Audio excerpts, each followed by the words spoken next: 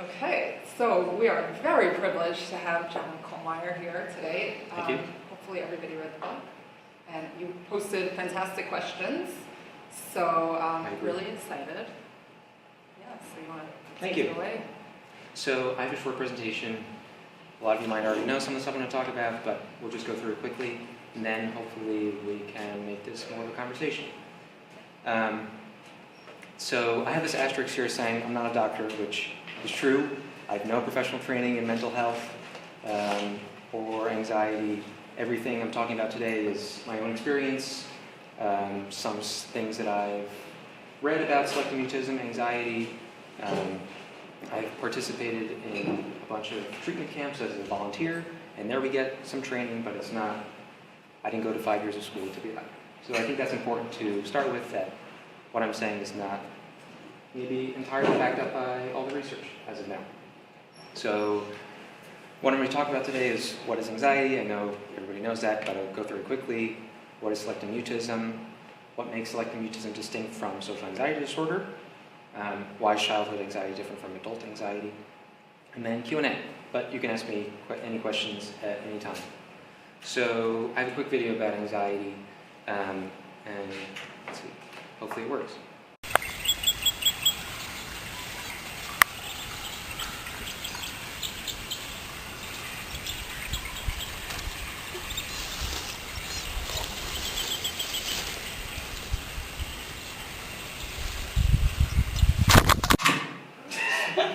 That's anxiety. That's my video about anxiety. Because anxiety, no matter what you're anxious of, whether it's talking to people, social anxiety, spiders, heights, snakes, it's an internal response that you have to a perceived fear. This fear we all know, is entirely irrational because it's a snake in a computer screen that can actually get out and eat you. And 10,000 years ago, when we were pre-state societies, these were things that we were dealing with, whether they were tigers or diphtheria or a snake coming out and eating us. Today, we get anxious about giving presentations and get anxious about asking somebody if they want to go to movies with us, or going on the bus, or going in the subway, or going over a bridge. These are not things that we were born with, but these are things that kind of have developed because of this kind of internal biological response that manifests itself in different ways. For me, that was talking to people. For everybody, it's something completely different. So selective mutism, I figured I should talk about the textbook definition because a lot of the stuff is important. It tells us some stuff about what selective mutism kind of is. And definition, consistent failure to speak. Failure is important here because it's not a choice. It's not that they don't know the language. It's a failure to speak in specific social situations where there's expectation. So you wouldn't say someone has selective mutism for not talking in movie theater because there's no expectation for that. The expectation is about in school, church, temple, restaurant, wherever you go, despite them speaking in other situations, at home, where they're comfortable, where they have family in an environment that they're okay with.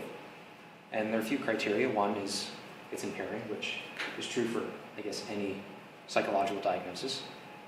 Here, also, I think, interesting thing about this is it says educational or occupational achievement, because selective mutism, even though it's listed as anxiety disorder that is most commonly in younger kids, there are still adults who suffer from this. It's not that they develop selective mutism at age 30, it's that they've just been living with it their entire life. Or with social communication, which is kind of obvious. And then second is duration is greater than 1 month, and is not the first month of school. Somebody tell me why. It can't be the first month of school. Yeah, most kids are somewhat inhibited in the first month of school, especially the first month of kindergarten, first month of preschool. It wouldn't be uncommon for many kids to take time to warm up to it. But kids with selective mutism, they don't warm up. And this is why diagnosis cannot be made in the first month. Third, not due to lack of knowledge or comfort with the language, kind of self-explanatory. If somebody doesn't know English and they're expected to speak English, you wouldn't say they have selective mutism for not speaking. And fourth, not better explained by communication disorder, kind of obvious. And I thought this was interesting. It doesn't exclusively take place during another concurrent disorder. So somebody who's, I don't know, has schizophrenia or psychosis, and their selective mutism only occurs, I shouldn't say, their mutism only occurs when they're in this psychotic state, wouldn't be a diagnosis of selective mutism. Yeah, so in summary, kids with selective mutism are pretty normal at home when they're comfortable, and pretty frozen at schools, restaurants, museums, etc. It's important to say that all kids with SM are different, because when we were doing our work for Mighty Math, doing the treatment, volunteering for the treatment program, there was one kid who actually didn't speak to either his parents for a couple of months, years, months. A lot. Yeah, like It was a 9 few months or months. something, yeah. So I guess for him, his center of comfort didn't even include his parents. So maybe this should say normal kid when comfortable, because for him, that wasn't home. It wasn't really with anybody. But I think that's kind of a rare manifestation. And kids, when they go to school, etc., are frozen, like this kid. So, stat out there is about 140 kids, which, when you think about it, isn't really that uncommon. And this was the rate that they had for autism not too long ago. I think now it's like 40 or something, 60. But 5-10 years ago, they had this rate. And if you go to any elementary school, you should find a few kids there. And some people think this is maybe even an underestimation because so few people know about selective mutism. Had anybody heard of it before it came out in class? Can I see hands? Just curious. Yeah, most people don't know about it. People who go become a school psychologist or get their doctorate in clinical psychology, they're going to hear about ADHD, they're going to hear about autism, they're going to hear about lots of different things. They might not hear about SM. Why that is, I don't really know. But it's only been kind of talked about maybe in the past 20 years or so. Previous to, only in DSM-4 was it actually considered an anxiety disorder. Well, actually, DSM-4 was considered a communication disorder. DSM-5 was an anxiety disorder. DSM-3 was actually called elective mutism because people thought that the mutism was a choice that these kids were making, which, as you saw in the book, many of my teachers thought that this was a choice that I was making. 80% of patients present younger than 8. Dr. Kurtz is one of the prominent figures in the SM world, says that when he sees a kid with SM, he knows most of the kids, they've been dealing with this issue since they were 3, when speech kind of started. Why? Yes? I just have a hard time understanding how it's not just kind of at the extreme end of the spectrum of social anxiety. Like, what is it? We'll talk about that. Okay. Because it is something I think about a lot. It's something I think that the categorization keeps changing every DSM for the past 3 or 4, I guess 4, because before 3 it wasn't included. It's changed. Yeah, I'll talk about that a little. Because there are some interesting cases where a kid with SM doesn't display normal social anxiety symptoms. Yeah, so why kids present up till age 8, and there's 20% of kids who present after age 8 is because a lot of people don't know about it. A lot of schools think kids will just warm up eventually. Parents think their kid will just grow out of it, warm up eventually. There's a lot of reasons. And also interesting fact from one of the research reports is that 75% of patients have a parent that reports similar diagnosed or undiagnosed clinical or non-clinical symptoms of inhibition, social anxiety, types of stuff when they were children. Which tells us that there is some degree of nature-nurture with this, as with any anxiety disorder.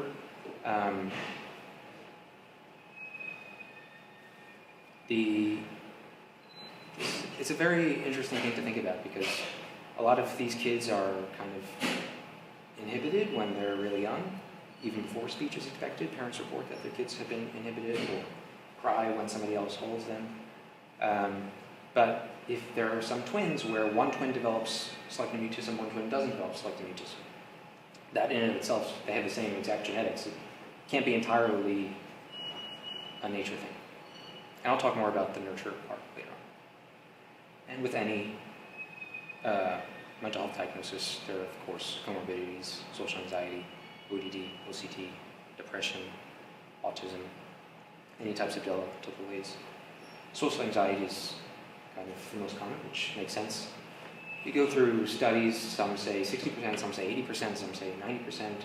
Some studies have 100% of kids diagnosed with SM have comorbid social anxiety. And then I saw that you've read some papers about how selective mutism is treated. When I was treated, it was mostly behavioral. There weren't that many clinics that specialized in selective mutism. Today there are clinics who basically they only, or for the most part, treat selective mutism cases. Because there is so low kind of understanding of it outside the specialist community, I guess. If you go to a rural doctor, they probably have never seen this before, things like that. So, types of things is one-on-one treatment with a doctor, where you go to the office once a week, kind of normal psychotherapy that you think of, but they're focusing on exposure work. One is intensive one-on-one therapy, where kid will go to the doctor's office for a couple hours and work on exposures in the office. If you go for 45 or 60 minutes, you can't really go out and do exposures with the doctor. It's not much time, not enough time to do that. So a lot of doctors, kid will go to the office for 4 hours and they'll take the kid to McDonald's or take the kid to a museum, and they'll do exposures kind of in the real world. And then third is kind of these intensive treatment camps, where 10 kids will go for a weekend or a week, and it would be kind of treatment camp, summer camp. Yes? Do you know of any use of virtual reality for exposure therapy? I do not. I don't know of any for SM. For other anxiety disorders, especially phobias. Yeah. I've heard of that for like people who are afraid of doing speeches, that do virtuality thing with speech, but Fear of heights, fear of flying. It just seems like it could work. You work. Yeah. Yeah. I don't know if there's any research about that, but definitely theoretically should work. And then, of course, medication. I was put on SSRI. Is everybody familiar with what SSRIs are? Yeah. So this is also very tricky because many parents, if you ask them, would you put your 4-year-old on a psychotropic medication? Most of them would, I don't know about most, a lot of them would say, are you out of your mind? But there's actually really good research to show, not for kids with SM, but for kids with anxiety, how beneficial SSRIs can be. I was put on at age 6 or 7. I know kids who've taken them at 4 years old, whether it's Prozac or Zoloft or what have you. There's 10, 15 different ones. The way I kind of like to talk about the medication, which I think this is in the book, is that having kids do this exposure therapy is like you're asking them to climb over a 10-foot wall to speak to somebody. With the right support and encouragement and kind of the token procedures that you might expect, you might be able to get the kid over. But for me, when I was taking this medication, it was like that 10-foot wall was cut down to 5 feet.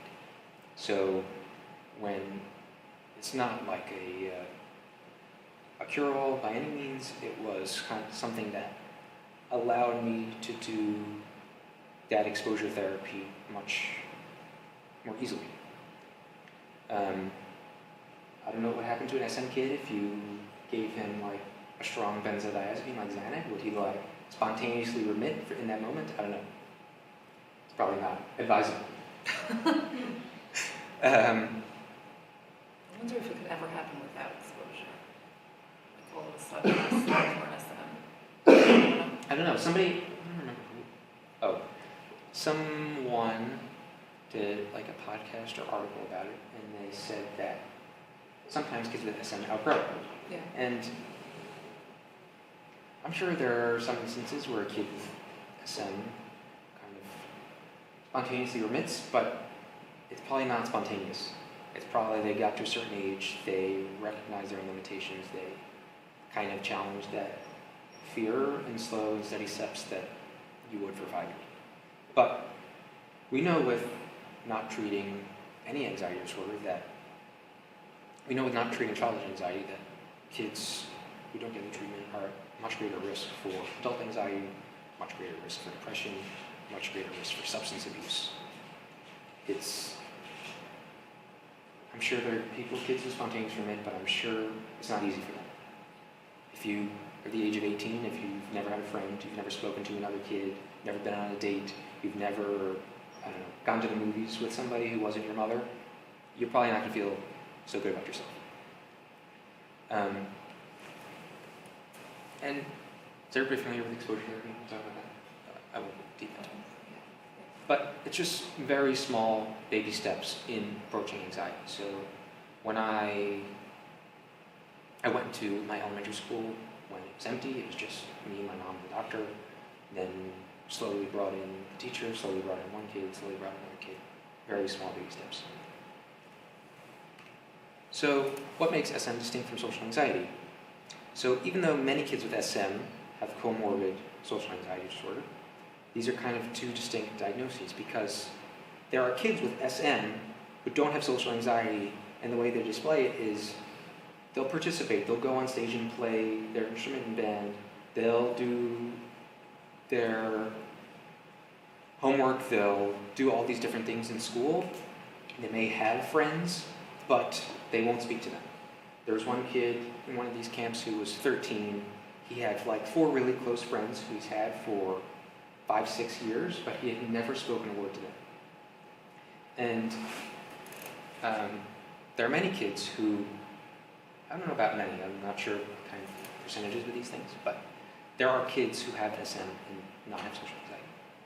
Whereas a kid with SM and social anxiety disorder, unlikely to participate, won't really go on stage, won't, a bunch of different things. For me, I wouldn't eat, wouldn't drink, wouldn't sit down, wouldn't walk a few feet past the front door, wouldn't hand my homework to the teacher, a lot of different things. So you describe, I think, how you stood outside the class, or like you would stand. I stood right next to the light switch. Right. And I would go in, kind of in my room, in most classrooms, you go in right to the right or left is the light switch, and I would stand right underneath the light switch. And I wouldn't go kind of past, there was kind of this bookcase that like covered the cubbies, and that's really as far as I would go. So a kid who had SM without social anxiety might be more likely to sit in class. Yeah, would probably sit in class, would do his homework, and just can't talk. just wouldn't speak to anybody, would probably eat. That's, eating in front of others is a big thing with social anxiety, but a kid with SM, but not social anxiety, would probably do that. Maybe does that clarify things? But you think of SM as just kind of like an extreme version of social anxiety where that phobia is so severe where they just don't talk to people. Which, if you asked me that 5 years ago before I had met a kid who had selective mutism but didn't have social anxiety, I probably would have told you that I thought they did the same thing. But there are kids who don't exhibit that. So it's kind of tricky.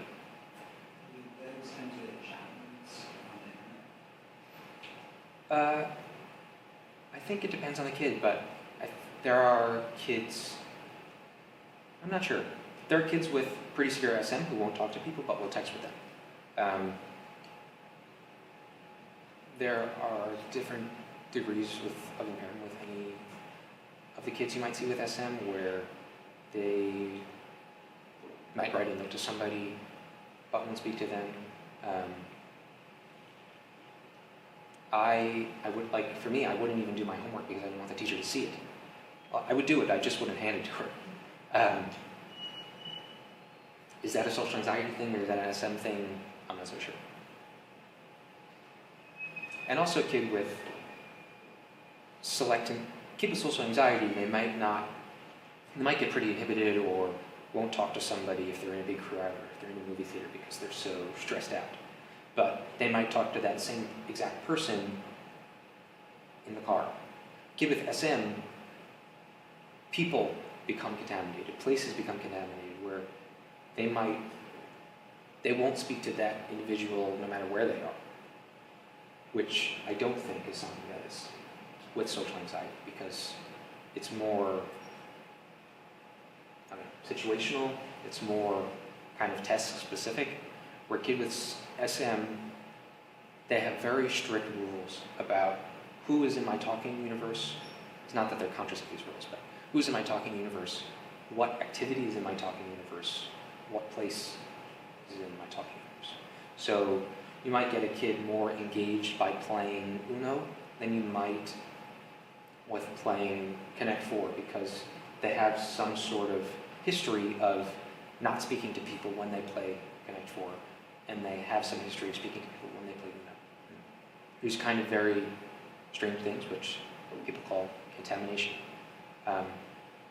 Which is why sometimes for kids with SM, once they go through treatment and are able to talk to strangers like no problem, when they go back to their old school where there's a history of not talking, either in the place or with the people, progress kind of stalls. And I think when treating kids with SM, that's kind of the hardest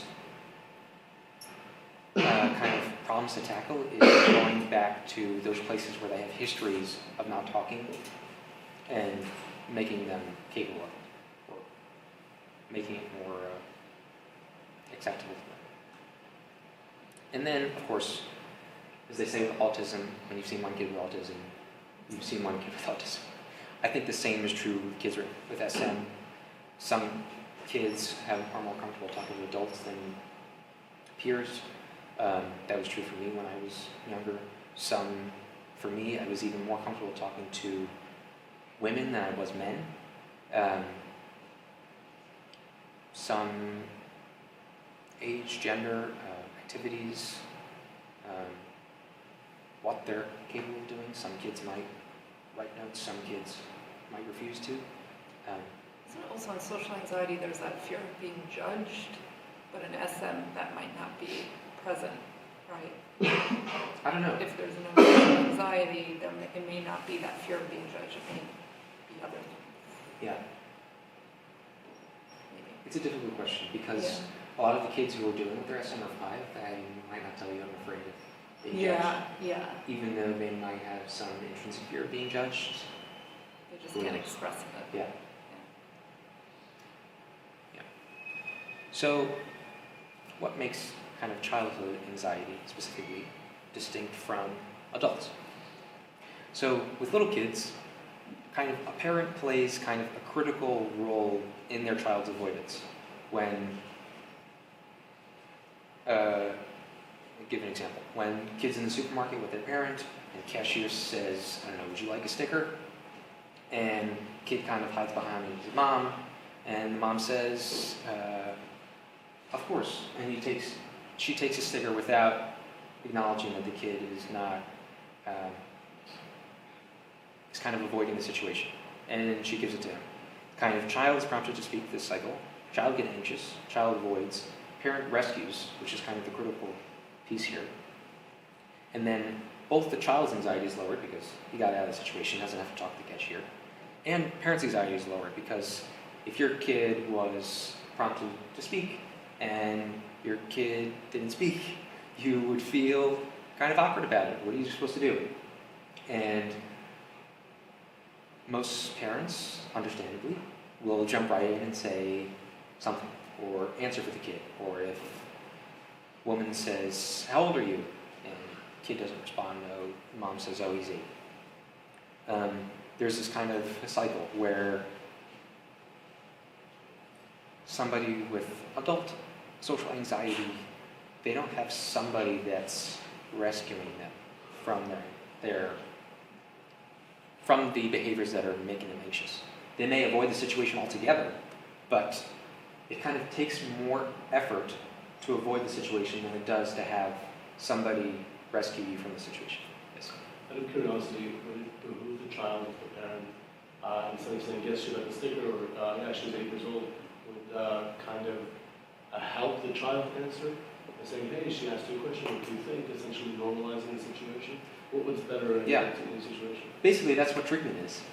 Treatment is, especially parent training, is explaining to parents, even though you have every urge to rescue your child in these anxiety-provoking situations, you need to allow them to experience that anxiety and kind of make an action plan of how you're going to approach that. It may not be first off that you're going to the supermarket and having somebody ask you a question, but it might be that you go into the school, just you and the kid, and you have the teacher there, and you practice a question beforehand.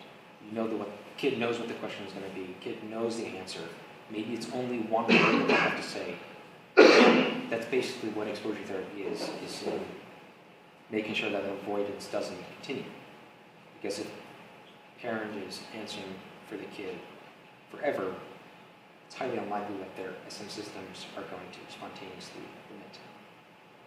And one just note, if you don't mind my adding it in, that's actually a difficult part of treatment is not only getting used to the child, like the child getting used to this, but also the parent getting used to not rescuing because it's uncomfortable for them. So it's that, I'm sure you're going to get up to get comfortable being uncomfortable for everybody. I actually didn't include that. I can't believe I forgot. That's treatment for anxiety, Yes. get comfortable being uncomfortable, right? I should have worn my pin. Yes. Dr. Kurtz has these pins that say, get comfortable being uncomfortable, because that's kind of what exposure therapy is for the kid and for the parent. A lot of kids, I was actually just listening to something about this for kids with ADHD. When a kid with ADHD who looks like they're not, I think this kid had ADHD and auditory processing, so he was slow to respond. So you may ask them a question, and if I ask you a question and I say, how old are you, you kind of respond immediately. If somebody's asking a kid with SM or one of these other symptoms, they may need some time. And one of the things that they teach parents when treating SM is that you have to wait at least 5 seconds for the kid to answer.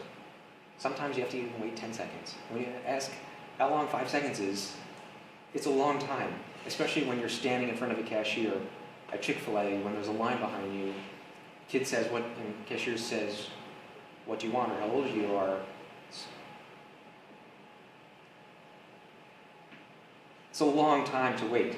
So most parents are unable, or their first intuition is to not wait that amount of time.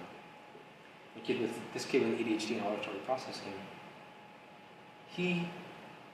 it's not that he was defiant or he didn't understand your question or he was busy. He needed the time to understand what you were asking him. And kid with SM, they need the time to kind of build up their courage to respond. And you kind of even see them when working with some of these kids, you'll see them kind of stare at you and they'll move their lips as in they're trying to form the words in their mouth before they actually answer your question. Sometimes it's 5 or 10 seconds that it takes them. And if you're not waiting that amount of time, you're contributing to that avoidance. And also, as we were just talking about with fear of being judged, child with anxiety, whether it's SM or anything, most of them, they're not developmentally capable of answering the question of why aren't you speaking to people. Whereas an 18-year-old or a 30-year-old or 40-year-old, when they're in the therapist's office, they can kind of talk through it. Why are you anxious? What are you thinking? Are you catastrophizing the situation somehow? Which is why the CBT therapy for kids with SM is really mostly behavioral. C is it's a small c. If there's a C at all. And then children, for the most part, are not really going to just spontaneously change their behavior because they have this desire to talk to people.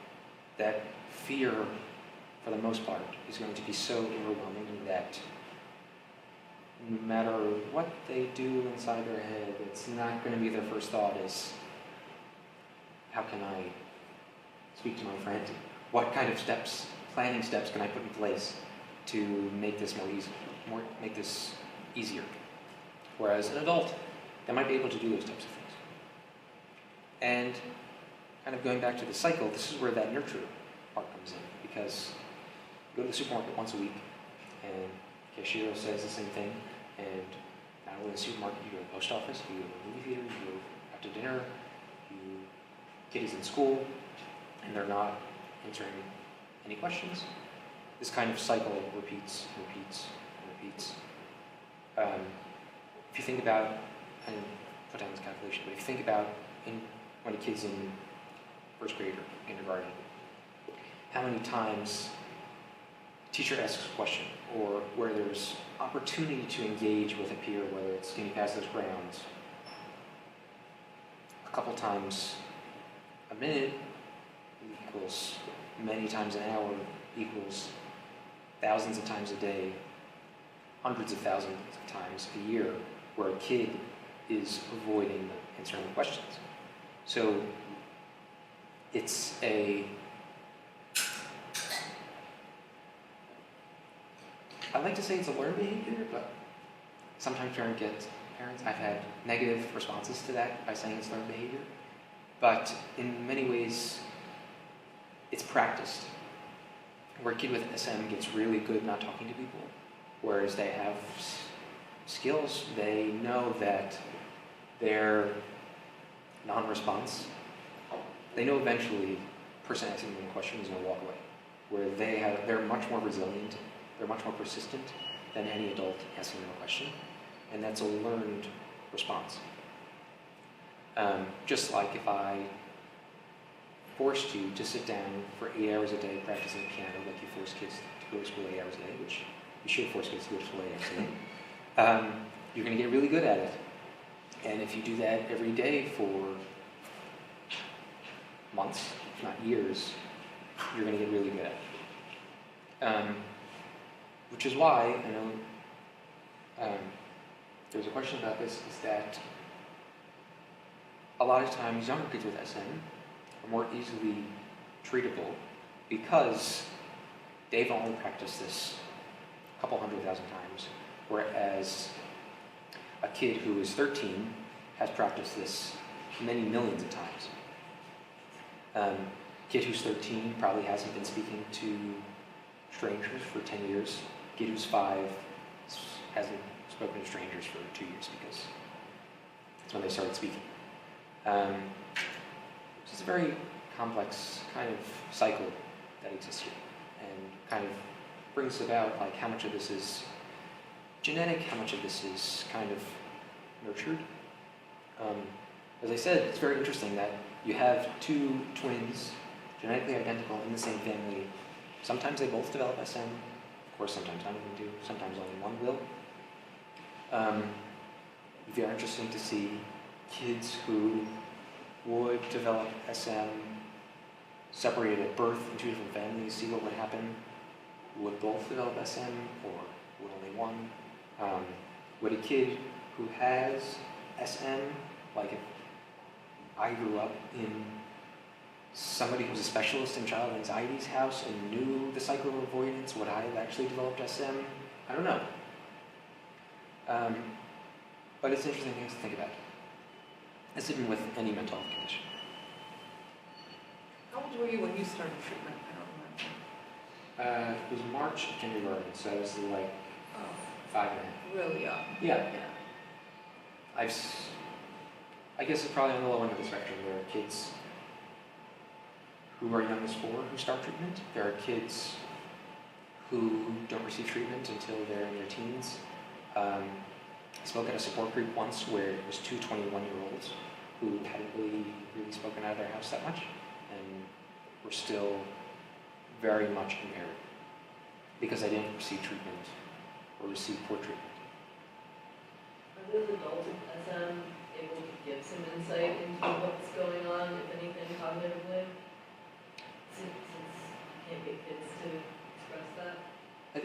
depends. Probably also depends who's asking. Like, Yeah. doctors asking. Yeah. When I was in the support group, they would only give me like one-word answers or wouldn't speak to me at all. If I asked them, I don't think they'd answer. But if you said, "Can you write me something about this?" they probably have more insight into it than the kid. And I've seen people. There's actually a really big Facebook group community. One of them has 10,000 people, and another has like 20,000 people of either parents or adults. Parents of kids who have SM or adults who have SM, and there are people who are in their 30s and 40s and are still very impaired minds. If they received treatment when they were 5, would things have turned out very differently? Who knows? But it's probably likely, just like with any condition. If you don't go get cancer treatment, it gets worse and worse and worse. Seems like there's a trade-off between treatment as an adult and treatment as a child. So when you're adults, you're able to at least think of an action plan or know that there's a need for you to somehow be able to answer the question. Whereas a child might receive a question and not think, first thing comes to mind is an action plan of sorts. Yeah. So in that sense, it would be better to kind of have that cognitive ability. On the other hand, if you're really repeating this cycle for 5, 6 years at a time, it's actually a lot more difficult to break the cycle. So is there any midpoint between the trade-off, the optimal time for which to start treatment? Maybe not 3 years old, but also not 12, maybe sometime in the middle? I'm not sure, because getting to cognitive ability, I think, where a kid can make those trade-offs inside their head, is probably not until they're well into middle school or high school. I don't know any research about this, but first time that I did something, I know somebody asked a question about debate, so that's kind of like one of the first times I remember purposely doing something that I knew was going to be torturous anyway, because I thought it would be helpful. In that, that was my junior year of high school. So I was 16, and by that point, I think it's much too late. Not that it's too late, but it's late to start treatment. No time is too late, I think. You can receive treatment for any mental health condition at any age when you're at the point where you think it's necessary. But I don't think it's a trade-off. It's so some of that cognitive piece of want or the motivation to seek treatment may come later, but that's sort of a bonus, but it's not a trade-off, and it doesn't make treatment at a younger age less effective or less warranted. yeah, and we see that kids who do seek treatment at a younger age is more effective, even without the cognitive piece, because in many ways because they can't think about it, they're kind of so Go with the flow. kind of when it's amazing what kids will do for stickers. It's truly unbelievable. Yeah. If you ask a kid a question, we've seen this at these treatment groups, in that without that extrinsic motivation, kid is kind of shut down. But when you present them with this intrinsic motivation, they're much more capable. There are pros and cons to all this stuff. So my journey, of course, most of you, I guess, saw, was kind of age 4, age 3, kind of onset of symptoms. I wasn't so bad in preschool, but I think that's because it was such a small group. Maybe there was 10 kids, 2 teachers for 10 kids. But once I went to kindergarten, a school of 350, class of 30, it was much more difficult. And started my SM behavioral treatment, which wasn't PCI-DSM back then, but is now PCI-DSM. kind of March of kindergarten year, and that was kind of pretty continuous for a while. And then age 7 was my social anxiety diagnosis, and when I started the SSRI, because even though I could kind of talk in school and I could talk to my teacher, other things became more difficult. That's when we started the SSRIs. And then by age 10, I would say the majority of my SM symptoms kind of remitted, and by that age and up until today, I don't need any qualification for selective mutism. Even though I still today, and even after then and still today, probably need the diagnosis for social anxiety disorder. It's kind of two very distinct things. And from age 10 till today, I have had behavioral and SSRI treatment at different time periods. So, I say this in the book, but when I just went from elementary school to middle school, we started treatment again and medication again. Same thing when things got tough in middle school, started treatment again. And some things got tough in high school, started treatment again. And in college. And I was on SSRI throughout college and was weaned off mid kind of senior year and haven't been on it since, which was only like a year and a half. Still. And there may become a time point in the future where I do go back on an SSRI because symptoms come and go, depending on kind of where somebody is in their journey. Yes? Do you think for a lot of people with social anxiety disorder, a lot of it is like schooling use? It's a good question. What do you mean by like induced? Like like going to school in that like regard makes symptoms more prominent. I'm not sure if it's school like inherently. I think it's engaging with people, whether it's like in a school setting or if a kid was going to an arcade every day, they probably would still have social anxiety symptoms interacting with the other kids, even if there's no grades taking place or presentations or tests. I don't know. I'm not sure. There's a lot more room for being judged in school, but even with social anxiety disorder, a person may feel like they're being judged in situations where there is absolutely no real judgment going on. So it's not only like, okay, your teacher is listening carefully to what you're saying and your performance and your test scores. So I don't know. I don't know if it's an answerable question. Yeah. I have a question about accessing social treatment camps.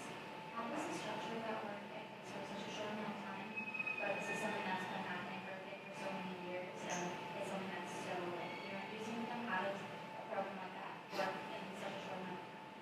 So these kind of camps kind of like have it down to like a factory where majority of kids that they see make a lot of progress, and that because they've seen hundreds, if not thousands of kids with SM, that they kind of know the strategies, know what to do.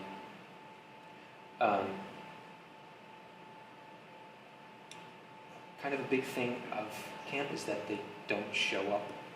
It's usually a week or 4 days. They don't show up on Monday, like thrown into the classroom. There's kind of this lead-in period that usually happens the weekend before, where they do kind of a fade-in process of the kid and the parent are in the room together by themselves. Kid becomes talkative with the parent.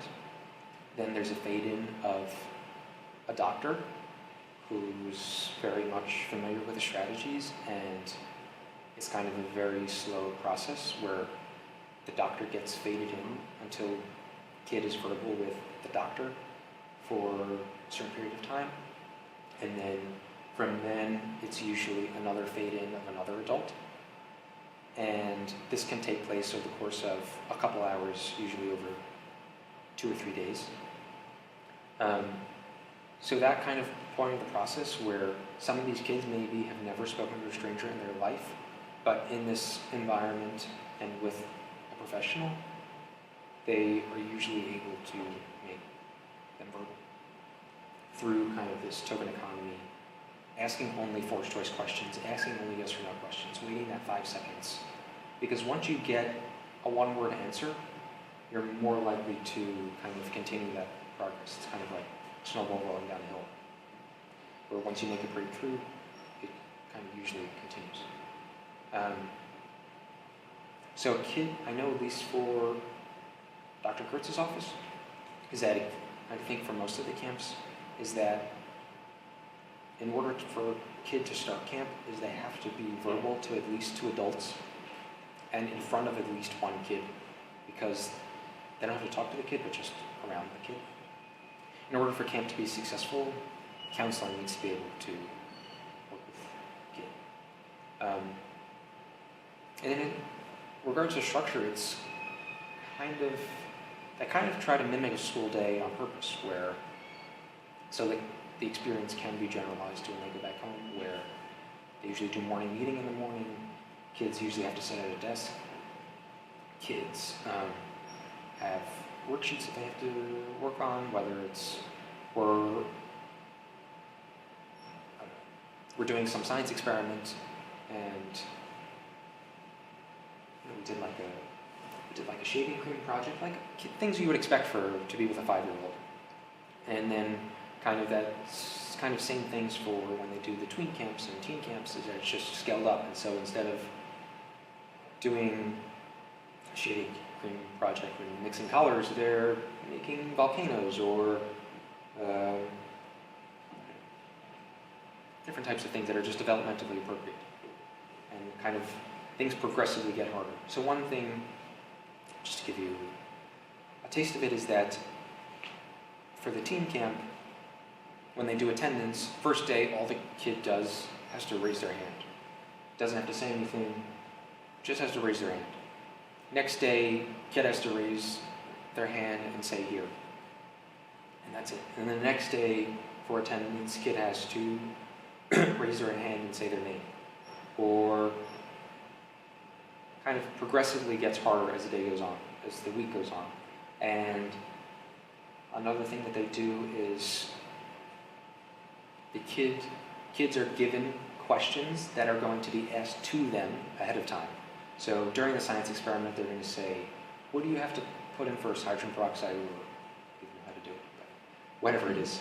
And the kid has the question in front of them and the answer, and they just have to read the answer that is given to them, which is more doable than coming up with a question. Coming up with the answer, volunteering to give that answer. Kid knows that when they get to this question and they say it, it's going to be my turn, I have to answer it, and this is my answer. It's a bunch of different things that's kind of structured in that way that makes the week progressively difficult. Just before you ask your question, just to sort of recap on that, so there's those camps work, or those intensive treatment programs work, first of all, because there are strict inclusion criteria. So like you were saying, if a kid can't talk in front of 2 adults and a child, they're not going to fit the criteria because it's not likely to be successful. And then the way the structure of the program is intended to enhance the likelihood of generalization, so that you do end up, so that's part of, there's this intense exposure in ways that are going to promote generalization to the natural environment, and some kids still do need follow-up. So, sort of a package. Most kids do need follow-up. It's not, most of the kids who go into this, it's not like they're one and done, but most kids usually get follow-up. A lot of the kids coming from out of state or even out of the country. So, part of the treatment camp, a lot has a big parent training program where parents are trained on these skills, so when they go back home, they kind of know what to do. Right. That's another important part, the parent training. So with regards to exposure and resilience, the mix of behavioral and SSRIs, I understand how it's helpful for changing from a 10-foot wall into a 5-foot wall. If SSRIs weren't included and it was just behavioral, do you think there would be a larger amount of time of resilience in between symptomatic recurrences? Yeah. So, I think a majority of kids with SM, I don't know know this for sure, but I think a majority of kids with SM only do behavioral treatment and don't do SSRIs. It's not the first line of treatment. Behavioral therapy and exposures are, so a lot of kids don't need to get to that point. And I say don't need because they're starting at such a young age where if that's their only diagnosis, you would try to avoid. So Dr. Kurtz, I've heard him say this many times, so the reason why I know is that usually he recommends somebody to go see a psychiatrist about medication if they've gone through poor behavioral treatment in the past and it didn't work, or they're much older, or they're kind of at like a point where they're stuck in therapy, where things aren't progressing kind of the way you would expect. There are benchmarks that kids are expected to go through, and if they're not meeting those benchmarks in some way, he might recommend that, a doctor might recommend that. If somebody has kind of many comorbid diagnoses, they may recommend where things become more challenging. But it's not usually like the first line of defense. And of course, why I decided to write this book, I wanted to give kind of others a glimpse of mental health from a teenager's perspective. When I wrote the book, I was 18, 19-ish, and kind of how my experiences were at that point. Show there aren't that many resources for people with SM, even though it is kind of common. There are books out there, but they're mostly for parents, kind of like more academic or workbooks.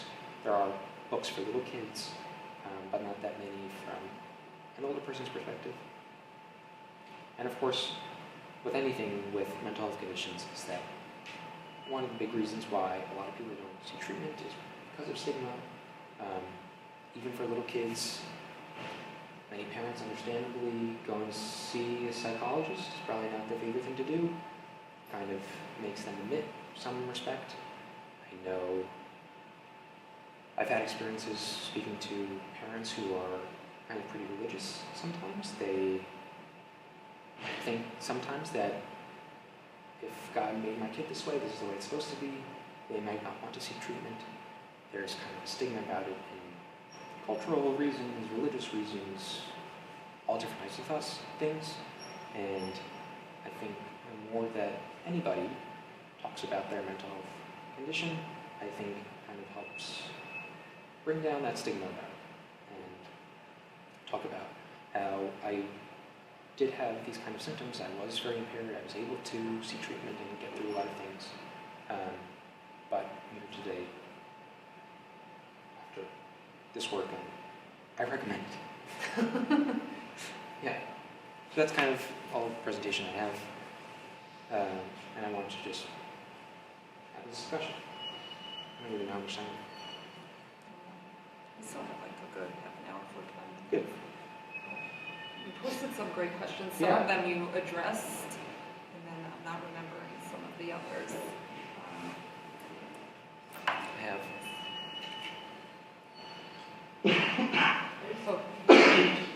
Oh, I remember my question. yeah. About the balance of how, for a support system, knowing how far to push you, Yeah.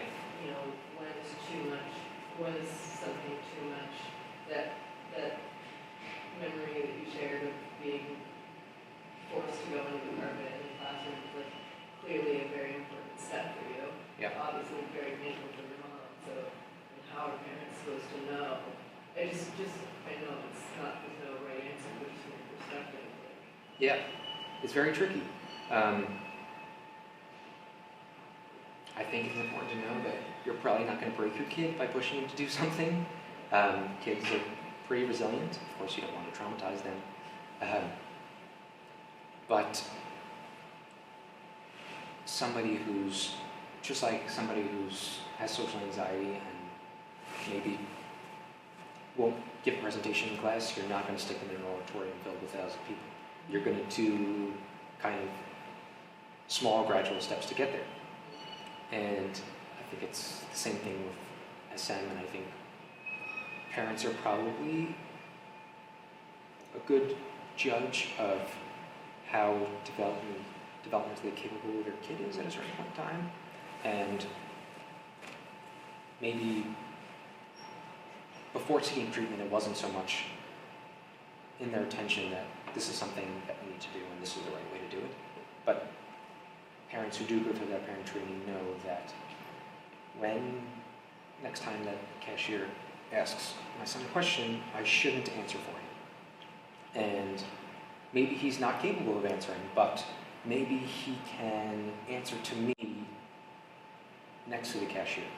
Or if that's even too difficult, maybe he could answer the cashier's question to me in the next aisle. Something to slowly get to that step and continue that exposure work. I always get this question of how do you know when to push, how do you know not to? It's so situational and kid specific that it's hard to know. I like math and social today when I was a kid. My mom used to pull me out of class all the time. Yeah. She would come save me all the time. And I think it made it a lot harder Yeah. to figure out how to deal with it later. When I was in school and my class was doing something I didn't want to do, I would go to the nurse or all these types of things, which is avoidance. That's why a very big part of the treatment has to involve the parents not only teaching them what to do for exposures, but also supporting them in this. Like, this is going to be really hard for you. Let's figure out what's a comfortable way for you to do it so that you can help your kid. And the parent can be successful so that the kid can be successful. Yeah. And teaching in school, because eventually my parents told the school nurse not to let me stay there. Maybe I could come for a few minutes, but I couldn't stay for a while. And the school nurse knew to send me back.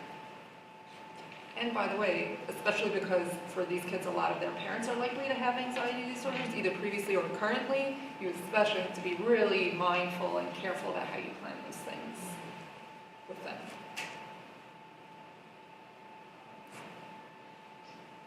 Do you think that there's a vision to sort of code switching, speak languages in the household? And Yeah. do you think that I could put some of that Yeah. So at the SM conference this past year, there was a bunch of new research on immigrant children and social and selective mutism, and kind of how they were at a higher risk. And I think there are probably many different reasons for that. There's kind of, if you're at home and you're kind of maintained in one community and one language, and your parents only speak German, when you go to the school and you're kind of with people who maybe don't look like you, don't do the same cultural things, don't bring the same lunch to school, are not using a language that maybe you are as comfortable with, then you probably do get more anxious about those types of things. When you go see a new country and you're probably more careful about what you say, or even me, when I took Spanish for 6 years and I went to Spain and I understood what people are saying, but getting to actually speak Spanish to somebody who is Spanish speaking has all different types of anxiety about it. I think it kind of makes sense from a theoretical perspective, and I guess the research kind of shows that is the case. Except it's, from what I understand, also there are indications that if, as the person becomes more fluent in the second language, some of that is reduced more easily without necessarily very explicit treatment, in some cases. So like if we're in initial struggle, or yeah. Which would really make it not real selective mutism, but Because one of the criteria I talked Right. about is it's not because of a discomfort with the language, of course. It could still be anxiety provoking to speak Yeah. language. It's kind of not the same as comfort. But I think even that, like that example you gave of being in a foreign country, even where you do speak the language, if you're not quite fluent, and maybe when you're like, if you've had this experience, you go into the ice cream store and you prepare what you're going to say before you get up there. Okay, I know I want chocolate. How do I say that in whatever language? So that's sort of like part of the treatment, part of exposure treatment, same kind of thing. Practice first so that at least you know what you're going to say, and so that part of the anxiety is reduced in some way. So with a lot of like psychological disorders, I think a lot of kids can experience, even adults, if they're diagnosed with something, any kind of feelings they have that may even be unrelated can be trivialized. Did you ever feel like you were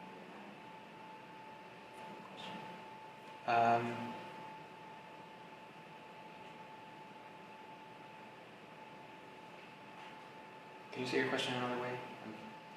Yeah, so like when I was younger, I was diagnosed with depression at like 14. And after I was diagnosed by a psychiatrist, it was something that my parents would sometimes kind of use to dismiss any feelings I had. Like if I was actually sick and didn't want to go to school, they would think that it was just the depression. So did you ever feel like you kind of, if you experienced something that didn't even have to do with that sound, it was kind of invalidated? Yeah, I think for a lot of kids, they maybe get a lot of anxiety with making friends or giving presentations that is not even like symptomatic social anxiety, but if I did have those feelings and they weren't related to my selective mutism, I was still expected to kind of attack them no matter what. So I don't know. It's a hard question. There were plenty of times, kind of on the other side, there were plenty of times when I said I was sick because I actually felt sick, but I wasn't like bacterial or viral sick. It was just anxiety causing me to feel sick, where I stayed home and my parents stayed home, where I went to the nurse. And those things, those are intense feelings, and sometimes they are trivialized as like, this is just your anxiety, you can get over it, even if you do have intense stomach pains or you feel intense nausea. That's kind of trivialized because we know it's anxiety, even though they are intense feelings. So just wondering if there's any research done comparing a family of homes that have, say, multiple siblings or an additional member, like an uncle, an aunt, a grandparent living in their household, a more socialized home, versus a single parent home or a single child home, and if there's any differences in the treatment progress? Not that I know of, but just if there's less room to avoid social situations, if a kid is an only child and maybe as a single mother where they don't go out as much as maybe a bigger family or something like that, I would say just inherently there is greater avoidance potentially in those types of situations, but I don't know any specific research about that. Was writing this book therapeutic for you? Did it eliminate things about your experience that you hadn't even thought of before? Yeah, definitely when I was writing it, even when I decided to write it, it was kind of like I hadn't spoken about this to anybody since I was really little, and even then it was a doctor or my parents or a teacher if they asked like a specific question about an accommodation. I'd say like, well, I have selective mutism. They knew that I had trouble participating in class. So it was difficult to kind of put all of it into words. It was difficult to talk about. Of course, there's a lot in the book about me that now people get to see. But I like talking about it now. And just on Monday, actually, I went to go speak to high school, and I spoke to a group of 600 kids and a group of 400 kids in our auditorium, and speaking about my experiences, and it's kind of very ironic. But being able to do this, I guess, is an exposure in and of itself because and I'm able to do it because I have such motivation to talk about this stuff. I had a question about any recommendations or suggestions you have for schools to help kids with SM or even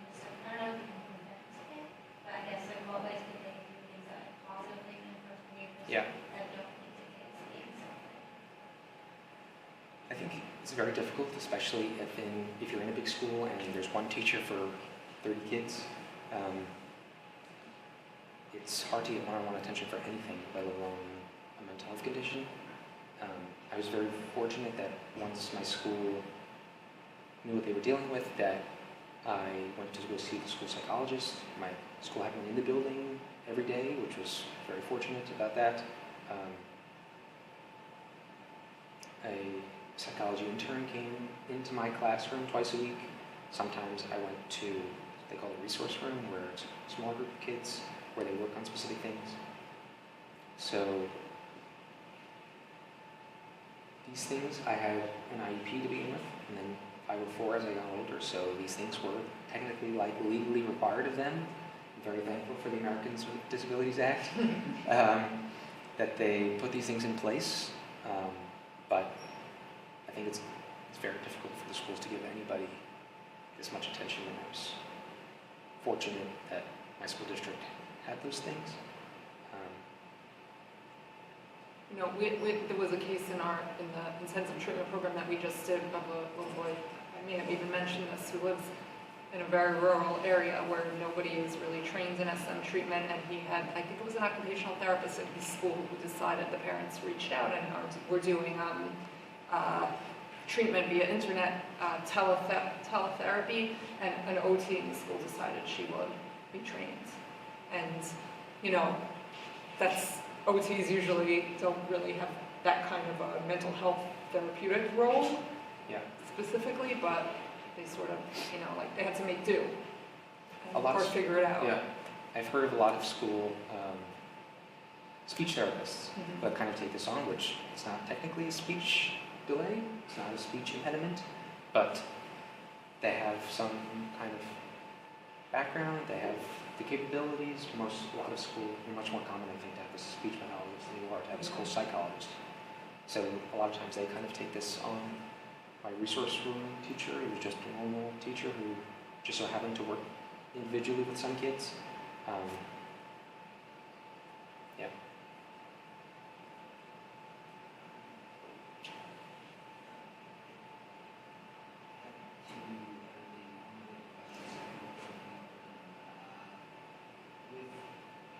Do you think there should be a distinction that's made between sort of like selective mutism that may have something to do with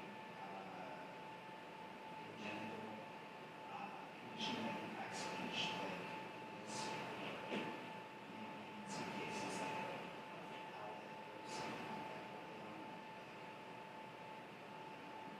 do you think that there should be a distinction between something like architecture or Yeah. I don't know. I think a lot of these kids, they probably do have kind of similar fears of being judged and kind of people hearing their voice. The one thing that a lot of little kids with SM, kind of, not a lot, but I know some have said that they won't be able to hear their voice sounds funny.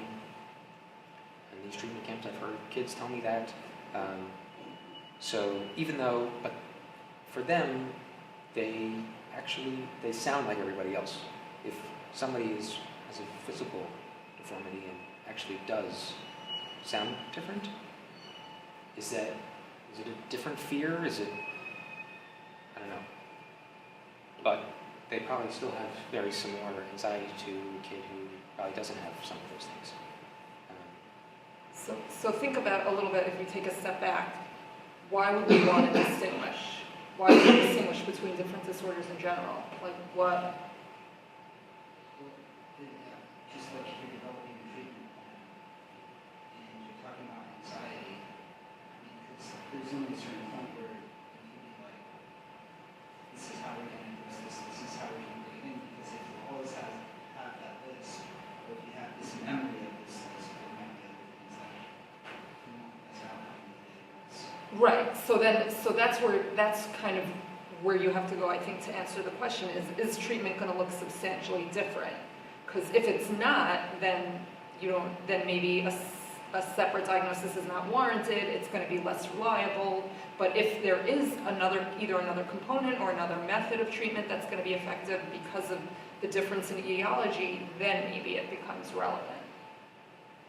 But even, I think in what you're describing, even if the SM developed as a result of or partly due to a lisp or any kind of physical problem, you're still going to have to do exposure therapy, or the exposure therapy is still going to be the way to go. So, there may be some modifications needed, but I wonder if a separate diagnosis is really going to enhance anything for the child. I don't know. Empirical question, but yeah.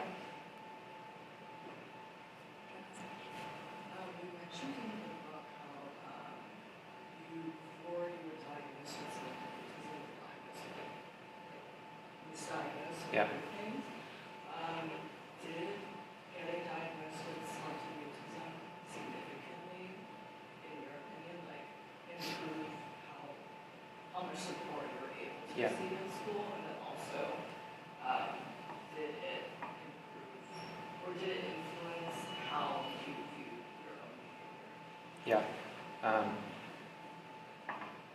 Luckily, I guess, when I was diagnosed with autism or ODD, that treatment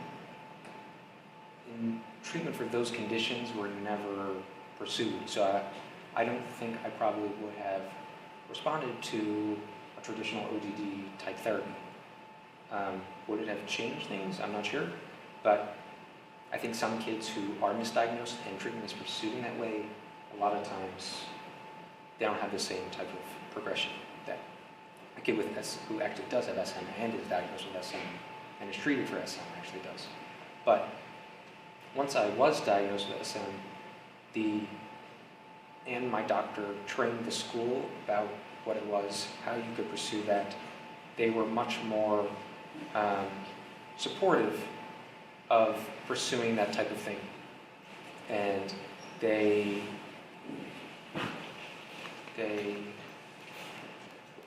were more, I think they were more willing, they were more capable because they knew what they were dealing with. So it was definitely beneficial that I did get that SM diagnosis, and the school knew what it was. And SM treatment is, even though it is traditional exposure therapy, somebody who's not trained in SM would probably not be as successful with pursuing traditional exposure therapy, because there are certain techniques that are very unique. I'm sure they probably would still get some more progress, but probably wouldn't be the same. You have to know the nuances of the disorder to be able to individualize treatment. And also, did it influence how you viewed your own life? Yeah. You have obviously had some perception of it, so you were able to Yeah. express what you wanted to. When I was little, I don't really remember ever saying like I have selective mutism, or I knew that I had it. It's more just like I'm seeing these doctors because I have trouble talking to people. That's about it. Now I can see it differently because I know what this disorder is. I've seen other kids with it. Probably hadn't seen another kid with SM until I was 14 or so, and I went to one of these treatment camps.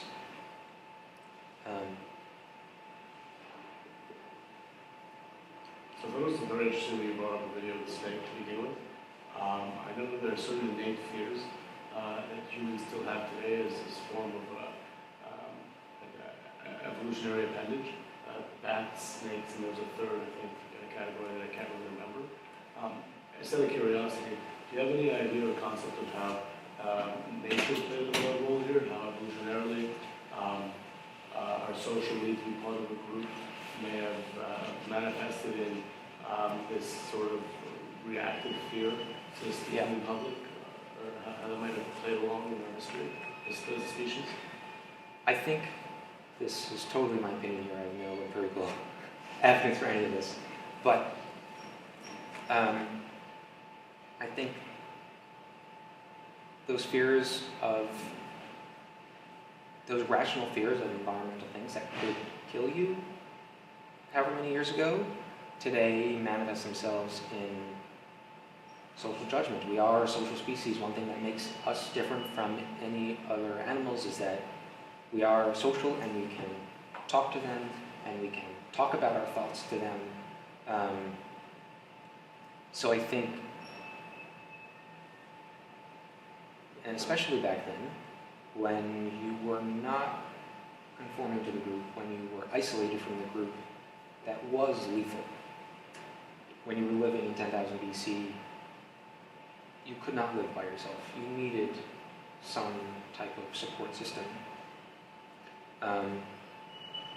So I think it is kind of inherent in the species to have that social connection and to be afraid of that social isolation.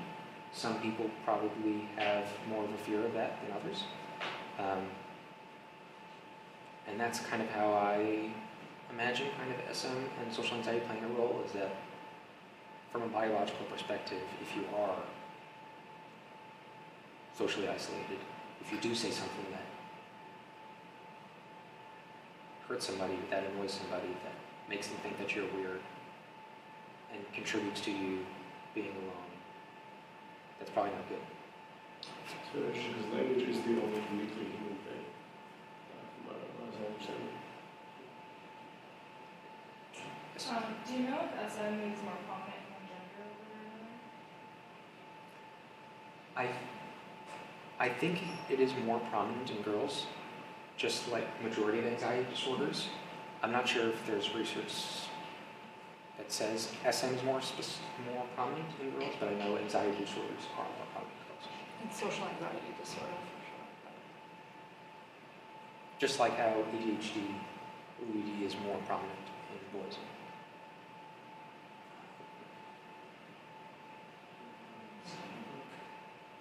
What louder? You're from Stony Brook. Me? I'm from New City, Rockland County. Rockland County, oh yeah, Rockland County, so there's like a Montessori school or like a science school and then approach to education there where it's like everybody in the same class from kindergarten to high school. Do you think, even in an environment like that, with the same teacher, with the same Yeah. students, that some kid might have selective mutism, like, extremism, if it's moving people that were part of that community and all of us and everything that they saw, like, I'm just wondering if you're not close to somebody for like 14 minutes or whatever. Yeah. So when talked about in the book, and when I was having trouble in middle school, my middle school was like 1,700 kids in 3 grades. It was extremely overwhelming at times. Transferred to a school where it was 120 kids pre-K through 12. My 8th grade class was only 7 other kids. And if you just think about when you were in high school, if you went to go to lunch and there was only 50 kids to decide to sit with, you at least knew of everybody. How much different that is than going into a cafeteria with 700 kids deciding who to sit with. Just imagining it is much more different. This is a much more different situation. And going to after-school activities, maybe there's 10, 15 kids there. You know everybody's name at a minimum, kind of. Whereas when you go in a big high school, you probably don't know everybody's name. You've even seen this person before. You probably have a much different kind of experience in one situation versus the other. And I don't think I would have progressed as far if I stayed in the larger school as I did in the smaller school. There's no way to know that, of course. But also, I think part of your question is, if I was in that school from kindergarten and I didn't speak to any of those people, it probably would have ended up being more difficult to speak to them because these people knew me for so long and they knew me as the kid who didn't speak. Which in some ways was kind of what I experienced in my school to begin with, because my elementary school was maybe 400 kids and a lot of the people in my class at least knew me from kindergarten as a kid who doesn't talk, and it was harder to speak to them because if I did, they would make a big fuss about it for all these things. If you're in a group of 7 and that happens, I think there's pros and cons to both.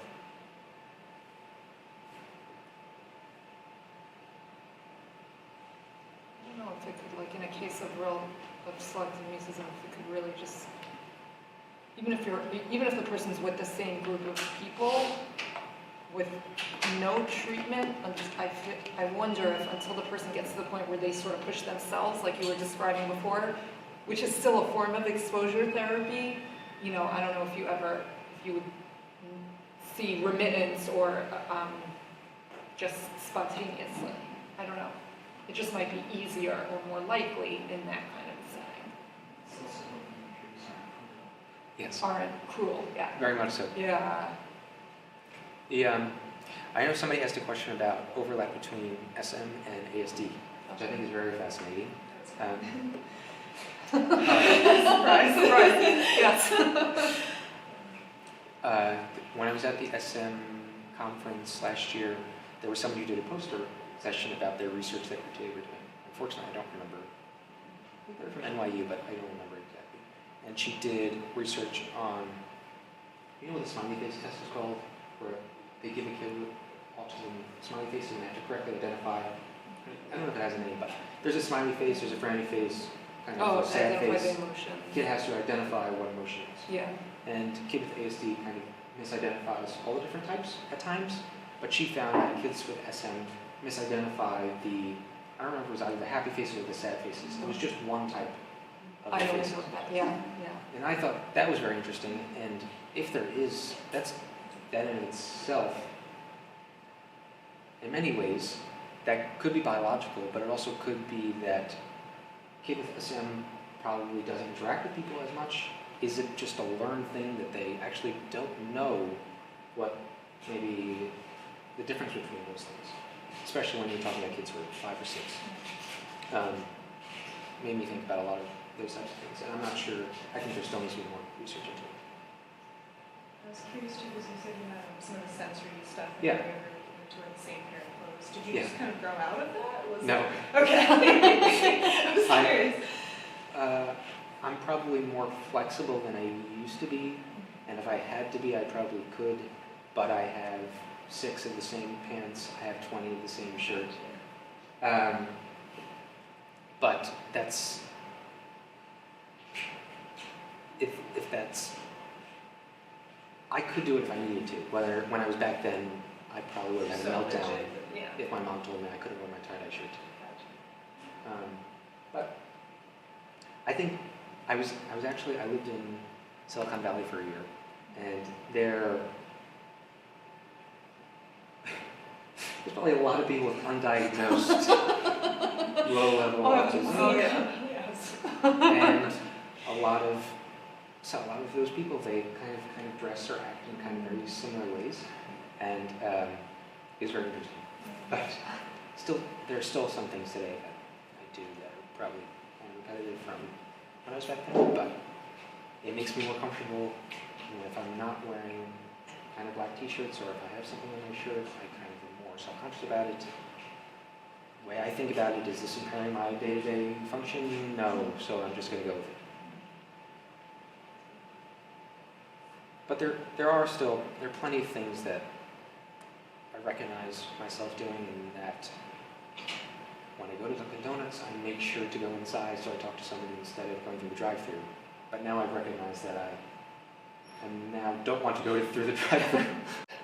So it's kind of a double-edged sword where I notice things that I avoid, try to expose myself to those things on purpose.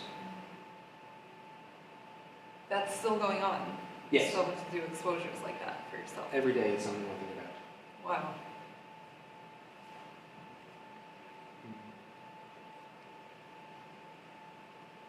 That's pretty powerful. Because you're really a success story, right, of effective treatment, but it speaks to how, It's continuous. yeah, pervasive disorders can be. Yeah. Just scrolling through some of the questions. Just collective of your questions in a document.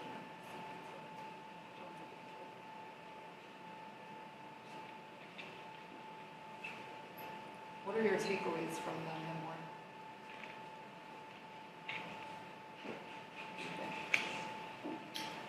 This might just be a personal interesting tidbit, but your last name, Kohlmeier, That was pretty interesting. Your last name means like a voice that illuminates, a voice that enlightens, a voice I that did not know that. Yeah, Kohlmeier. In Hebrew, that's how it would translate. I see. What is it? The Kohl, is that German? I don't know. It's German, yeah. Yeah. I don't know, as I was reading, it was like, Yeah. he changes his last name to, I know a lot of people in Hebrew, in Israel, they change their last name to apply to their body of work. I don't know, so I thought it was interesting. Okay, gotta add that in for your next presentation. A voice that enlightens and slash illuminates. Interesting. Wow. Someone asked about ASL, and I've seen a lot of parents in the Facebook group who's kind of ask about this or think about it, and similarly to homeschooling, a lot of parents ask about this. And again, I have no research to back this up, but my opinion is that both of those things just kind of contribute to avoidance. And specifically to ASL, well, I'll go to ASL and then go back to homeschooling, but specifically to ASL, kind of the amount of time and effort that it would take for you to learn that, where it becomes kind of natural.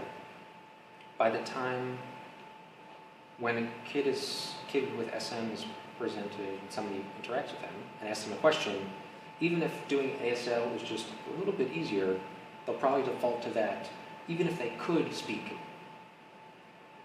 But even if the ASL is easier for them to do, it'll probably end up becoming a default, contributing to the avoidance. And a lot of these kids, when presented with kind of question, they can do it. It's just that a lot of times people jump in before they end up doing it, or they kind of get them out of the situation, which is why you always try to make some exposures successful in some way, whether even if I can't respond to the cashier, make them respond to you either there or somewhere else, whatever. And similar with homeschooling, I've seen people online that say that it works for them, but it's hard for me to imagine that you can replicate the degree of interaction that a kid would have in traditional school as they would in a home environment. Even if you are doing an after-school activity every day, you are going to meet other kids a few times a week who are other homeschooled kids. It's almost statistically impossible to replicate the amount of opportunities.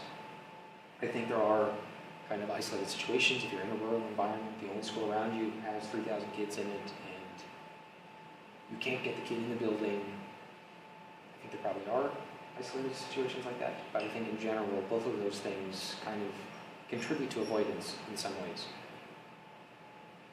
They're certainly not going to be therapeutic. They're just, you're avoiding the problem or making it worse.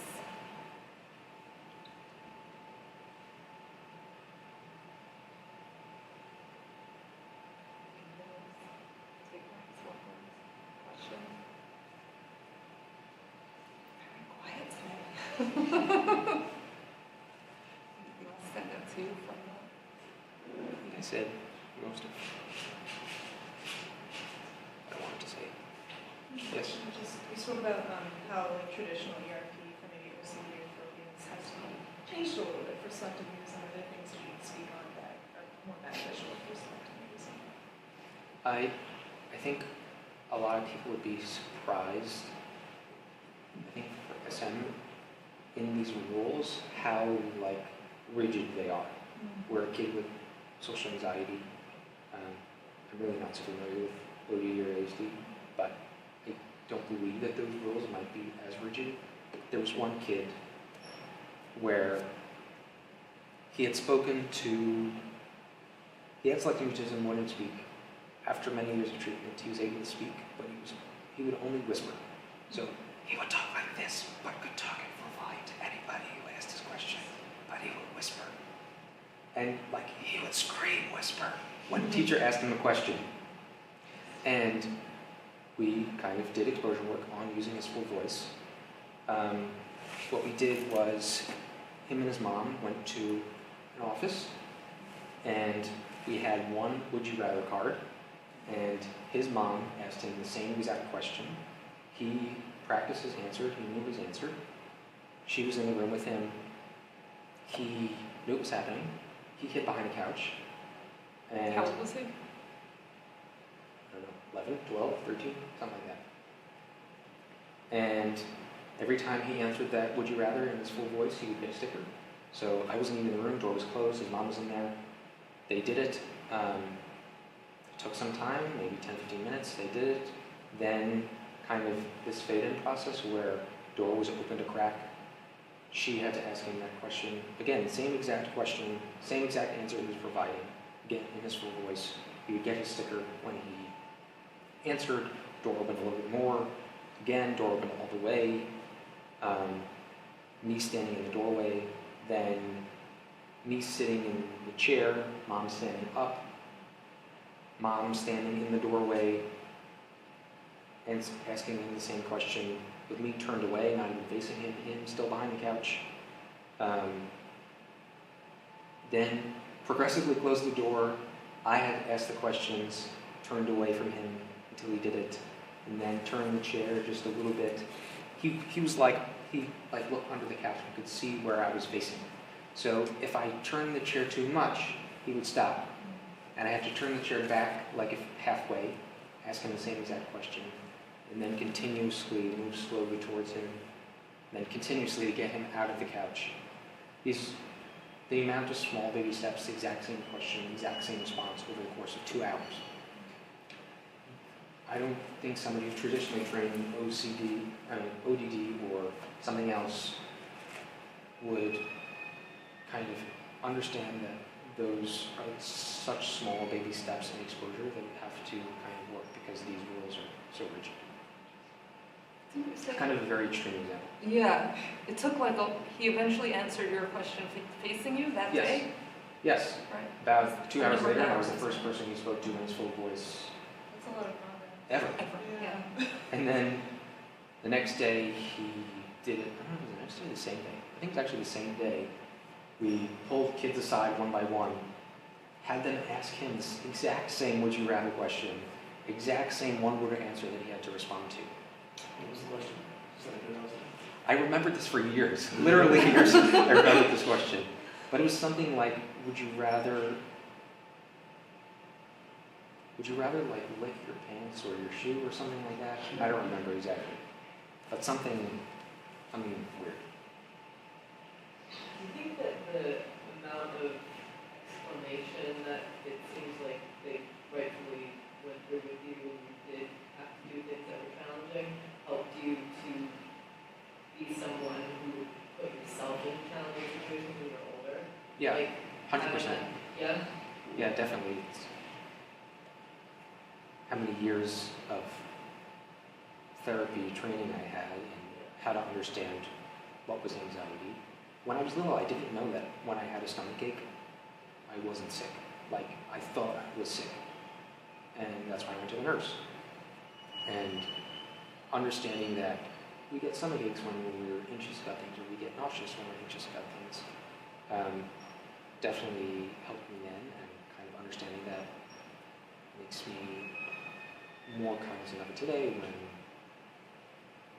kind of I was driving down here, I was starting to feel kind of queasy, I knew that it was my anxiety and I wasn't actually developing coronavirus. As an example. What do you still have the trepidation in doing? And what are the next hurdles for you going forward? It's a great question. When I was in school, it's kind of the same from when I was in college till today. It's a lot about initiating with people, kind of doing friend activities, kind of normal things that any young adult might do, go to movies with somebody, dating stuff. Everybody has social anxiety about that, but just the whole concept of having a picture of yourself on the internet, and the whole process of kind of that dating, if you're doing dating apps or something, was a big challenge. All those types of things. It still surrounds friends, relationships. So there are some comic illnesses that like the symptoms can trigger like anxiety or depression and things like that in people affected by them. And I'm wondering if like that could ever be the case with selective mutism. So, for the most, I think entirely, kids with SM would not have gone through a traumatic event for them to cause their selective mutism. There's something else called traumatic mutism, where somebody If may there's a trauma. experience a traumatic event and then stop speaking to people. Again, there's still some anxiety there, but I don't think they would receive a diagnosis of selective mutism. Somebody diagnosed with selective mutism, it is largely considered anxiety disorder, at least today it is. And I don't know if kids who, certain family situations where there's higher development of kids with SM, I'm not sure, but largely it's not really the case. They would probably be considered something else, like PTSD might cause that, or traumatic mutism, which I don't know if it's like officially in the DSM, but people talk about it. That's very common in kids after a trauma. But it's not selective mutism because it's completely related to that trauma.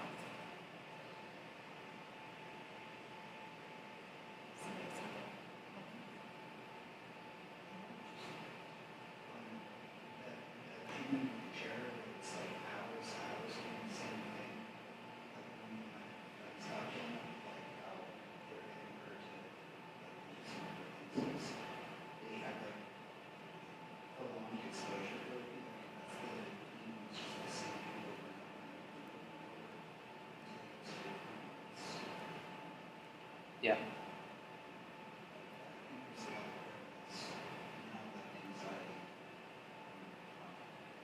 Say that again, there's a lot of,